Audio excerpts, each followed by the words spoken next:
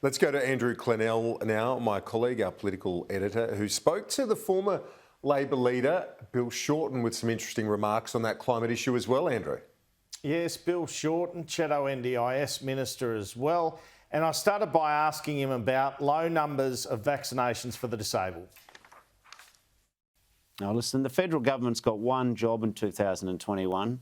It's to roll out the vaccine so life can get back to normal. I think it is unforgivable. I think it is derelict, it is negligent. There's a pathology of incompetence at the heart of the Morrison government that sees that people in only 100 out of 6,000 specialist disability accommodation units, only 100 of those housing complexes have received the vaccine. Like, what have they been doing for the last 12 months? Do you know, in the time that Joe Biden's been elected President of America and taken power in January of this year, they've gone from vaccinating 8% of old people to 80%. Yet we can't vaccinate aged care workers. I was speaking to a 97-year-old World War II bomber pilot who, he and his daughter, they want to get a vaccination. I mean, this guy's flown over the skies of Germany at night time and daytime in the middle of World War II. But can he find a vaccine to be administered to him? Can his daughter, who's a lovely person, can they find the vaccine? No, they can't. So I don't understand why this government... sorry, go on. Well, what about this argument that Europe was supposed to give us 3 million vaccine doses and they just didn't? Listen, Scott Morrison is the human blame factory. I've never seen anyone so quick to blame everyone else for anything. Like, if there was a land speed record for blaming someone else, Scotty from marketing would be the record holder. I mean, the reality is that how have 100 other countries in the world done better than Australia? See, the problem with what Prime Minister Morrison's saying is, oh, look, we've been done over by the Europeans for a few million vaccines. Well, how is it the rest of the world? You know, Bhutan, the little Nepalese kingdom, has now vaccinated more of its people proportionally than Australia. Israel's not in Europe, yet they've vaccinated more people. Last time I looked, the United States is the other side of the Atlantic. So why is it that only Scotty's blaming Europe? I mean, sure, that has been some sand in the gears because of that. No question. I'm not unrealistic. But at a certain point, when do you look in the mirror and stop blaming everyone else? All right. Well, I just want to move for a few more ishes in the limited time we have left. I wanted to ask about the situation in PNG. You have context there and interest in the country. How bad is it? Yeah. What should Australia do? Yeah, well, my wife's been very connected with the Burnett Institute, and so she's taken a long interest in PNG, and she's drawn my attention to this matter.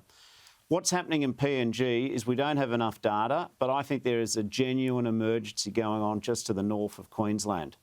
Now, what happens in PNG is I think it's gotten away from authorities. Port Moresby's onto its third or fourth overflow facility because their hospitals are full in Port Moresby. It's very hard to get data in PNG, but a sentinel figure, an alert figure, is that 8% of pregnant women in PNG who present to the hospital tested positive for COVID. So this is devastating. The other problem, of course, is that if we don't get on top of COVID in PNG, it can spread through the top end of Australia. And also, even if some people say, well, we shouldn't worry about PNG or that it won't come to Australia, they're our nearest neighbours, and there's other countries around the world who want to seek influence in our region. This is the time when we step up as a good neighbour. So I think we need to do more in terms of tackling misinformation, more in terms of logistics, and when we've got our supply chain right for vaccines, we should be able to supply them with some vaccines too. I mean, at this stage, my prediction is PNG is doing it really hard. It's time for Australia to step up. All right, I just wanted to ask you about action on climate change, obviously a big issue this weekend with the summit. Obviously something that when you were leader of the Labor Party affected your vote at the last election. Now, Scott Morrison made this comment about people in wine bars won't decide this.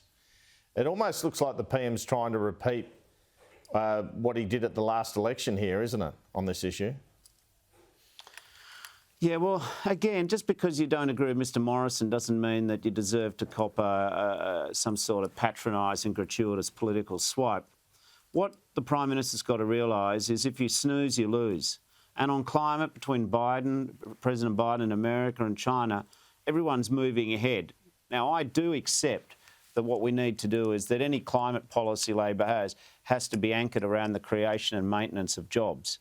But, you know, Mr Morrison should stop shooting the messenger and start getting on with leading the country. That's what he was elected to do now. And, I mean, take electric vehicles. You know, he had great fun saying that if we had electric vehicles, it would be the end of the weekend, running a very ignorant argument saying that somehow electric vehicles weren't the way of the future. Well, everyone from Volkswagen to General Motors, Toyota are now, they're recasting all their new car fleets to electric vehicles. I mean, what Mr Morrison's got to do is stop.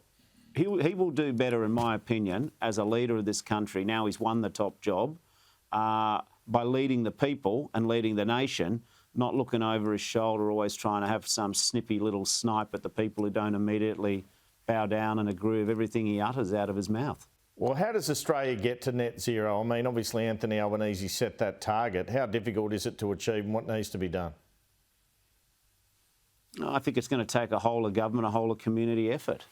I mean, but Mr Morrison, getting to net zero is not something which is just Labor's policy. Most business, most investors, most people seem to think that's the way to go, from Farmers Federation right through to the top end of town, and business are making investment decisions. I think we need to, technology is part of it, there's no question about it. I think also providing incentives for people to move to more solar in their businesses is another part of it. I think as a nation we can get there. It's another, you know, it's 3 decades away, but, you know, if we don't start the journey now, we're just putting off till tomorrow and handing our kids a bigger problem than if we started buckling down now and being serious about the science. There was some talk with the last reshuffle that you wanted a more senior portfolio. Obviously, you'd done a good job prosecuting the robo-debt case. Would you like a more senior portfolio as a former leader? First of all, working with people with disabilities in the NDIS, I think, is a senior position. The reality is, I think we've revealed the government's cost-cutting agenda and, you know, razor gang in the NDIS. Their introduction of compulsory mandatory assessments, making 430,000 people with disabilities have to prove again that they in fact have a profound or severe disability. So I'm a team player. This is a good gig and it's an important role. Unlike the Liberals who view the NDIS as a demotion, somewhere where you send disgraced ministers like Linda Reynolds or people like Stuart Robert are desperate to get out of, I think it can do a lot of good. All right, and just finally, what does Anthony Albanese need to do to win the election in what's looking like a tight race? We need to win 76 seats. Every election's winnable. Every election's winnable. We've got a fair degree of... We have unity in the party. Anthony's now rolling out a series of policies. I think the Morrison government, you know, in the last election they ran a very negative campaign. It was ultimately successful, just got them to fall across the line. But really, since the last election, what have they done? You know, Mr Morrison, for better or for worse, went on holiday during the bushfires. He said, I don't hold the hose. I think there's a lot of dissatisfaction from the women of Australia in terms of the policies and attitudes the Morrison government have got to the equal treatment of women. The vaccination rollout is shambolic. You know, that's just a fact of the matter. And even in JobKeeper, which I think was very helpful for a lot of people, even now it turns out they were also paying a lot of businesses who didn't need it. So this nation needs leadership, and I just don't think we're getting that from the current incumbent. Mr Shorten, thanks for your time. Lovely to talk to you, Andrew.